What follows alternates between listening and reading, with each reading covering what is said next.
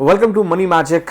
ये वीडियो काफ़ी लंबा होने वाला है और काफ़ी बड़ा होने वाला है, स्पेशली फॉर इंडियन मैन। आपने ऊपर पॉइंटर्स पढ़ लिए, मैंने लिख के रखा है डेस्कटॉप पे ताकि मैं कुछ भूल ना जाऊं। तो एक तो सबसे बड़ी बात ये है कि financial burden on Indian man, इसके बारे में बहुत से कम लोग बात करते हैं, बट ये इंडियन सोसाइटी में अनसेड रूल है। मतलब सबको पता है, चाहे अमीर हो, चाहे गरीब हो, चाहे शहर का हो, चाहे गांव का हो, सबको पता है इंडिया में अनसेड रूल है। मतलब कहीं लिखा नहीं है रूल, बट सबको पता ये है कि अगर आप मैन हैं, अगर आप मर्द हैं, तो आपको काम करना ही है। आपको जो है घर पे पैसे कमा करके देने ही देने।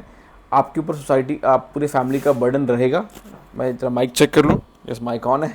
तो ये सबके ऊपर है, चाहे आपके हाथ पैर नहीं चलते हैं, चाहे आप मेंटली स्टेबल नहीं हैं, but society all and all आपसे एक्सपेक्ट करती है कि आप जो है घर चलाओ, आपके ऊपर पूरी घर की जिम्मेदारी है। और 99.99% मैन को करना पड़ता है। कुछ ऐसे होते हैं मैन जो ऑब्वियसली इससे स्केप कर जाते हैं, वो इसे फुलफिल नहीं करते, कुछ नशेड़ी की जर्नी, बट जनरली जो है इंडियन मैन के ऊपर ये बर्डन होता है। और पहले मैं बात करूँगा कि ये क्यों होता है, देन इसका उपाय क्या है, तीसरा ये प्रॉब्लम है या नहीं है, इस पर बात करें। सबसे पहले जो है अनस्पोकन एक्सपेक्टेशंस जो मेन में है। मैंने आपको बताया कि शहर हो या गांव हो, वहाँ पे अनस्पोकन एक्सपेक्टेशन है कि भैया तेरे को तो कमाना ही पड़ेगा। खास करके आप देखोगे बिहार यूपी साइड के जो लोग हैं वो मजदूरी करने चले जाते हैं एक सर्टेन उम्र के बाद, क्योंकि उन्हें घर को संभालना ही है। उनके फैमिली का पूरा दारोमदार जो है आप मेन के ऊपर ही होता है। अगर घर में आप मर्द हो तो आपको पैसे कमा के लाने रहने। At the end of the day parents जो है एक उम्र के बाद आपके ऊपर ही एक्सपेक्टेशन होता है कि भाई मैं रिटायर होने वाला हूँ, तुझे ही देखना है, या मैं अब बूढ़ा हो गया, मुझसे काम नहीं होगा, तुम्हें ही सब कुछ करना है। और वो जनरली इसलिए करना पड़ता है क्योंकि लोगों के घरों में, फैमिलीज़ में सेविंग नहीं है।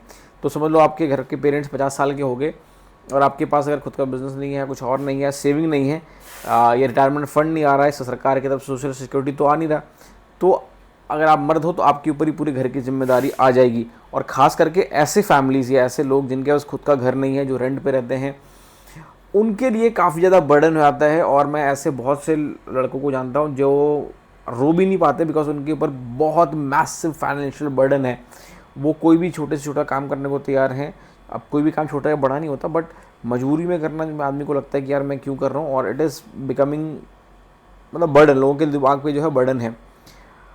दूसरा एक जो मेन है उनके ऊपर एक बहुत तगड़ा फाइनेंशियल बर्डन आ जाता है मैरिजेस का। होता क्या है, इंडिया में ज़्यादातर घरों में जो है आपकी शादी करा दी जाती है, और जब शादी कराने के बाद जो आपकी वाइफ है उसका पूरा बर्डन आपके ऊपर ही आ जाता है। अब देखिए, जब मैं बात कर रहा हूँ तो कहीं ना कहीं एक्सपेक्टेशन तो होगा ही होगा, है ना। ऐसा नहीं बोलूँगा कि चलो भाई हर लेडी जो है अपने हस्बैंड के ऊपर बोझ बन जाती है, बट ज़्यादातर देखा गया है। जब मैं बात कर रहा हूँ सैम्पल साइज़ की, तो देखिए आप में से कोई लोग आर्ग्यू करना, नहीं नहीं नहीं आज की लेडीज़ भी कमाती हैं, ऐसा नहीं करना है। मैं जो सर्टन लोग हैं एक्सपेक्टेशन उसकी बात नहीं करूँगा, उनको छोड़ देंगे, बट ज़्यादातर लोग जो लेडीज़ हैं खुद भी काम करती हैं, वो भी जो है अपने पति पे ही रिलाई करती हैं पैसे के लिए। एंड उनकी जो एक सर्टन एक्सपेक्टेशन होती है कि भाई तू ही भरेगा। तो समझ लो अगर उनका घर लोन पे है तो वो अपने हस्बैंड से एक्सपेक्ट करती हैं कि तू होम लोन भरेगा, खाना पीना सब करेगा। एंड उनका जो पैसा है, आप इवन जोक में भी आपने सुना होगा कि हस्बैंड का पैसा उन दोनों का पैसा है और वाइफ का पैसा सिर्फ उनका पैसा है, और वो अपने पैसे को मोस्ट ऑफ द केसेस में उड़ा देती हैं, खर्च कर देती हैं, अपने शौक मौज के लिए इस्तेमाल कर देती हैं, या फिर उसे सेव कर लेती हैं और हस्बैंड के पैसे को ही खर्च करती हैं। तो ये काफ़ी ज़्यादा जो है, अगर सेव कर लेती हैं तो फिर तो वो अच्छा है ना, वो फिर भी ठीक है। बट जब वो उसे उड़ा देती हैं तो क्या होता है कि वो एक्चुअली फैमिली में कुछ कंक्लूड नहीं करती हैं, और क्योंकि वो वर्किंग हैं तो ऑब्वियसली घर का काम के लिए जो है एक्स्ट्रा फाइनेंशियल बर्डन फैमिली पे आता है। नौकर रखना पड़ता है, और भी चीज़ें करनी पड़ती हैं, काम वाली रखनी पड़ती है। अब आइडियली होना तो ये चाहिए कि वाइफ को सब चीज़ों के बारे में पे करना चाहिए, बट उसके बारे में अलग से बात करूँगा।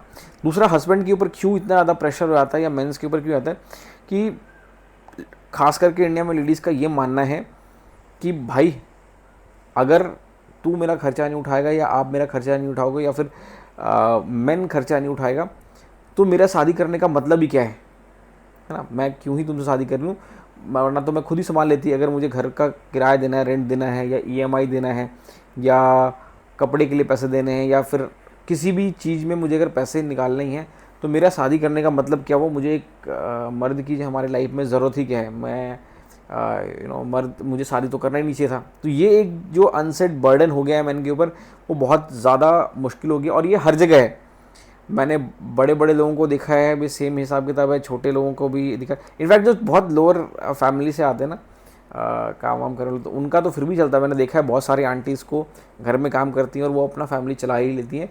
बट जो थोड़ा सा मिडिल क्लास और अपर मिडिल क्लास है, वहाँ मैंने 99% देखा है कि जो है इंडिया में हस्बैंड के ऊपर ही बोझ होता है। जैसा कि मैंने बताया, एक्सपेक्टेशन हर जगह होती हैं, थोड़ा थोड़ा एक्सेप्शंस हर जगह हैं। खास करके मुंबई जैसे शहरों में ऑब्वियसली लेडीज़ जो है जेंट से कहीं भी पीछे नहीं है, वो 2-4 कदम आगे ही हैं। They are very hard working and I actually respected. जो ट्रांजिशन फेज़ है, ठीक है, उसमें दिक्कत है। जो कि ट्रांजिट कर गए हैं जो मॉडर्न सोसाइटी की तरफ से, वो तो फिर अपने हिसाब से उनका लाइफ सॉर्टेड है, they have their own planning. अब होता क्या है, जो मैंने आपको बताया बर्डन इंडियन मैन के ऊपर क्या है, सबसे बड़ा जो बर्डन है जो मैं देखता हूँ इंडियन सोसाइटी में, मैंने देखा, वैसे तो देखो ये इंटरनेशनली ही है, बट बाहर के कंट्री में थोड़ा ये कम है। इंडिया में बहुत ज़्यादा है कि आपकी जो इज़्ज़त है मैन की ना, ये आपके वेल्थ से जुड़ा हुआ है। तो जो बहुत अमीर आदमी है, पहले क्या होता था गाँव में, क्योंकि मैं गाँव में पला बड़ा हूँ, तो गाँव में क्या होता था कि आप कितने भी पैसे वाले, उससे फ़र्क नहीं पड़ता, सोसाइटी में आपकी इज़्ज़त होनी चाहिए। हरियाणा साइड में मैंने देखा है, और वो इज़्ज़त पे आप आदमी को तोला जाता था कि वो कैसे बिहेव करता है, उसका किरदार कैसा है। आज क्या हो गया है, आज की सोसाइटी में मैंने देखा, इवन गांव सब में भी लोगों को जज उसके वेल्थ से किया जाता है। आदमी के पास कितने पैसे हैं, उसे उसके हिसाब से वो जज करते हैं। जो मुझे लगता है कि ये थोड़ा सा सोसाइटी एक गलत दिशा में चली गई है। तो समझ लो कोई इंसान ने किसी की ज़मीन हड़प करके पैसे लिए हैं, करप्शन से पैसे इकट्ठे किए हैं, तो लोग फिर भी उनकी सोसाइटी में इज्जत करते हैं। इसके वजह से क्या होता है कि अगर आपके पास कम पैसे हैं तो सोसाइटी में लोग आपको कम इज्जत करते हैं, आपको ढंग से बुलाएंगे नहीं, आपको ढंग से बात नहीं करेंगे। और वो मुझे लगता है कि सोसाइटी एक गलत ऐसे दिशा में जा रही है जो मुझे बिल्कुल भी पसंद नहीं है। एक और जो फाइनेंशियल बर्डन है इंडियन मैन के ऊपर, कि मुझे लगता है नो रूम फॉर फाइनेंशियल जो है फाइनेंशियल मिस्टेक्स। इंडिया में जो मैन है ना, मैंने बाहर देखा है, बाहर लोगों के पास बहुत से ऑप्शंस होते हैं, वो बैंक्रप्सी फाइल कर सकते हैं, सोशल सिक्योरिटी होता है। इंडिया में इंडियन मैन ने एक फाइनेंशियल मिस्टेक किया, उनकी ज़िंदगी तबाह है। आपने बिज़नेस स्टार्ट किया, आपको बिज़नेस में लॉस हुआ, तो भाई आप तो 10-20 साल तक गए, पूरा मतलब जो है फैमिली आपकी तबाह हो गई। और यहाँ पे आपने एक अच्छा पेइंग जॉब छोड़ दिया और उसके बाद आपको नौकरी नहीं मिली, तो आपकी ज़िंदगी तबाह। यहाँ पे जो है ना फाइनेंशियल मिस्टेक, एक बार आप अपने आसपास देखिए, आप जानते होंगे, आई एम श्योर, किसी का लाइफ में एक बार शेयर मार्केट में बहुत तगड़ा लॉस हो गया था, किसी का बिजनेस डूब गया था, किसी का जो ना नौकरी जिस कंपनी में करते तो बंद हो गया था। एक बार लाइफ में अगर कुछ फाइनेंशियल गलती हुआ था ना, तो रीग्रो, फिर से खड़ा होना इंडिया में बहुत मुश्किल है। एक बार तो चलिए, एक बार खड़ा हो गया, चल गया तो चल गया, जिनकी गाड़ी निकल पड़ी वो निकल पड़ी। बट एक बार अगर हमारे यहाँ पे फाइनेंशियल मिस्टेक किसी से हो जाता है, तो उनकी पूरी ज़िंदगी जो है तबाह हो जाती है, उनका पूरा सिस्टम बहुत ख़राब हो जाता है, विच इज़ रॉन्ग। बाहर आपने देखा होगा बहुत से लोगों की स्टोरी है और कहानी, कि बार बार वो बैंकरप्ट हुए हैं, बार बार वो लाइफ में खड़े हो गए हैं, उनके पास चांसेस बहुत ज़्यादा होते हैं, हमारे यहाँ पे ज़्यादा नहीं है। अब ये वाला जो पॉइंट है ना, मुझे ये हमारे खून में है, गिव फर्स्ट सेव लेटर। इसका क्या मतलब है? इंडियन मैन के ऊपर ना बिना बात का गिल्ट थोपा गया है। आपने देखा होगा, आई एम श्योर, कि इंडियन मैन में आप देखोगे कभी भी बेटी की शादी भी होगी ना, तो बाप जो है बहुत बेसिक सा कपड़ा खरीद पहनेगा। घर में शादी भी होगा तो वो घर में जो लेडीज़ हैं सब अच्छे अच्छे कपड़े पहनेंगे, ज्वेलरीज पहनेंगे, बच्चों को अच्छे कपड़े मिलेंगे। आप हमेशा देखना हस्बैंड्स के पास बेसिक कपड़ा होगा। आप अगर नहीं पता तो आप अपने आसपास देखिए, अपने पापा को देखिए, अपने चाचा को देखिए, आप देखोगे कि जो पापा हैं, चाचा हैं ना, वो हमेशा बहुत सस्ते कपड़े पहनते हैं, बहुत बेसिक कपड़े पहनते हैं, कोई भी फंक्शन हो, कुछ भी हो। बचपन में मुझे समझ में नहीं आता था, अब मुझे समझ में आ रहा है और मैं खुद भी ऐसा करने लगा हूँ। इंडियन मैन को ना एक गिल्ट दिया गया है, और गिल्ट ऐसा अंदर घुस गया हमारे शरीर में कि हम खुद पे पैसा खर्चा करते ही नहीं हैं।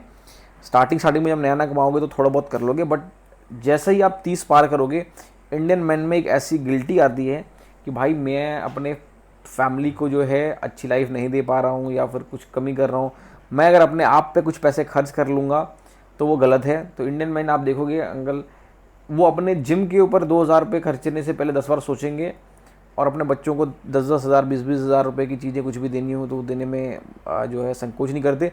तो ये मुझे लगता है कि बहुत बड़ा फाइनेंशियल बर्डन है, और मतलब माइंडसेट ही हो रखा है।